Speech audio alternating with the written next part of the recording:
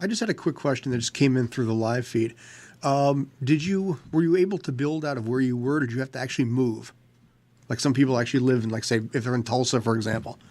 Oh, yeah. I'm a native New Yorker. Okay. My family has been here since like the 1870s. We probably laid some of the bricks that are the city. But I got lucky in that sense. I mean, and I grew up going to the theater. I remember, I was taken to the theater, like, when I could sit still. My father, I think he thought he was Yul Brynner. So, we saw The King and I back when. I think we must have seen it every Friday night for like a year. Because I think he was Yul Brynner.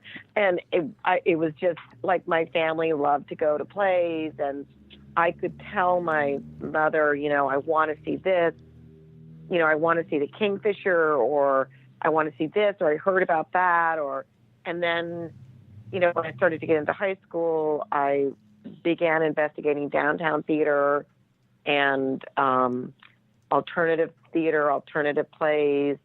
And that was really exciting, a whole new world. And when I got out of college, I just really wanted to do political theater. I actually did not want to do TV or film at all. I just wanted to do, theater that was coming out of a tradition of, the alternative artist and the avant-garde. And I did do that for like 10 years. And then I was totally poor. So I had to decide, like, okay, I can't live like this. So that's when I started to look around at the camera and really try to go after, but I mean, the first TV show I did was a Nickelodeon. I did that for a couple of years, and it was a Saturday night preteen show. And that was really fun and really crazy. And I literally, got that job going in there with one day's work. And like 2 years later, I was still there. And that happened on Orange too. When I was the first day of work on Orange, I didn't have any schedule to come back. So I think part of my work ethic, that can always be better, but part of my willingness and my absolute joy of being on set comes across, and people end up liking that. And then 3 years later, lo and behold, you're still there. 35 episodes later, you're still there. And I think that that's important. I know a girl who, she was offered series regular on a show, and she did that for a year. And I guess she got into some real, diva behavior, and they were like, no way. And I think it's really important to be not a doormat. You don't want to bend over, but I think it's really important to be someone who's chill to work with, and is there for the art, not there for the ego, and not bring the ego drama to set. And, because what's nice about that too is then, if you are having trouble that day, if you're having trouble trying to access something, or you're nervous about something, or you just can't seem to get it right. People are very chill with you because you've been very chill with them. And, everybody has days. And so, it's always been suited me and helped me. I think, that being pretty easygoing on set, is a valuable thing. And I think it makes for, if that character could come back, you will come back. And I think that's the thing that people really need to remember is that, in TV especially, they can change and rewrite and write that script as it goes, until it's in the can, so to speak, it's not cement. Mm-hmm.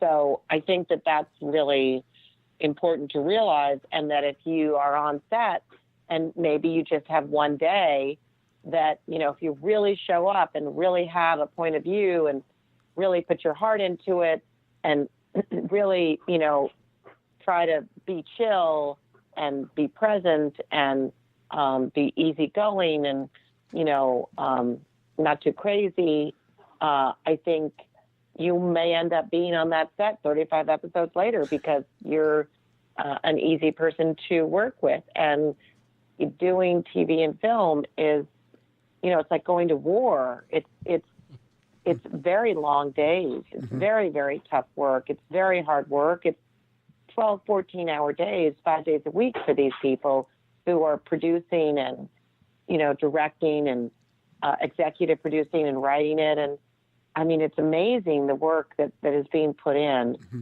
And so I think being someone who is a team player and, supportive of the effort that is going on, I think that's appreciated. And I think that will help you to end up going back on that show. Well, and you can't judge it. Like, you can't judge, if you get a job on a show, don't judge the fact that it's lines. I had 5 lines soap, and then a year later and 30 days a day later, ended up, doing the lead on that show. So you just got to get in front of the camera and got to get in front of everybody that's there and, be a team player and go for it. Have a point of view, have a history, have relationship to the people you're in the story plot with. Have a thought about who those people are to you and what those people are to you. And, in that sense, really bring some thoughtful, provocative meat to the table, and have a super objective, have a reason for being there that's bigger than just, I'm giving someone an envelope or I'm investigating this crime or whatever. Like, why are you investigating that crime? Because something happened in your life that makes you a crime investigator. Have a reason for being there that's not just, your basic motivation, but is actually tapping into something that's coming out of that character's history, whether it's jealousy or rage or a need for friendship, or let your character be there for a bigger reason. Let the big forces be at work within your character's motivation, like love and jealousy and hate, and, let some of those big forces need to connect, your character sense that they're going to be fearless in life because as a child they were so afraid. Give your character a place to reach for that has meaning and that can also have meaning within your own heart. Got it. We only have a couple minutes here. Thank you. This has been absolutely invaluable. I've got so many questions that have come in through the live stream. I'm not going to be able to get to them all. But I guess real quick, from Edmer here, any tips on staying energized on set? Because you mentioned it's a long day. Obviously 5 days a week. I love Kavita. I love those probiotic drinks. Mm-hmm. I just love them. I always bring my own green tea. I always have green tea with me. Don't drink too much coffee in the morning. Like, you have to really, you can have 1 cup, a cup and a half, and then, you've got to keep it and then 3 hours later you can have a green tea, and then 2 hours later you can have something else, and, eat small meals so that your energy stays the same. Mm-hmm. And if you have a big scene after lunch, something that I've learned the hard way is don't eat a big lunch and get yourself all logy and dopey. Eat a light lunch, go back to wherever you're hanging out and just close your eyes for 5 minutes and go over your lines and rest. And, that will, how to do a 12-hour day is you really pace yourself and learn what works best for you if you can do a tiny bit of yoga, you may have your wardrobe on, so you can't, but you could do some neck rolls, or, whatever you can do, meditate a little bit in a corner. And everybody respects that. You don't have to feel silly about if you're meditating in a corner. Nobody will go, oh, isn't that silly? Everybody will go, ooh, wow, I better do that. I wish I could do that. I have to learn how to do that. So, be a leader in creating balance for yourself and, for those around you, and really take care of yourself. You have to be really, really clear about taking care of yourself. Go to bed early, eat well, stuff like that, Got it. Cool. Yeah, I appreciate this. Yeah. Like I said, there's so many questions that have come through, and unfortunately, I don't have the time to get to them all. But Catherine, seriously, thank you. This was hugely my gosh. I appreciate this so much. Like I said, I mean, we met a couple of years back through Vincent's project. I appreciate the time that you've been on with this. Anything else that I guess you want My to add? pleasure. No, my pleasure. I mean, I just tell everybody to go for it. And if this is what you want, you cannot leave any stone unturned. You just got to go for it and talk to other people. Humans are a resource. We are our own best resource. Go to readings, go to plays, then there's a lot of stuff that you can go to for free or very little money. So show up at those, get a team, make friends, find your people, get your team, and support your fellow artists, and they will support you. And a team, you need a team. Find your theater company, find your filmmakers company collective, do student films. Don't judge, say yes, and go for it. And find your teammates, find your people. Awesome. Catherine, thank you very much. I appreciate that. And I apologize if we ran a little long for you there. I know you have an 11-year-old No, at it's school. really good. I mean, I'm always, a lot of people helped me, a lot of people. And, especially my husband has been, the rock, and my son, and so many of my friends have helped me. So many of my friends, when I've fallen, have reached out and lifted me up.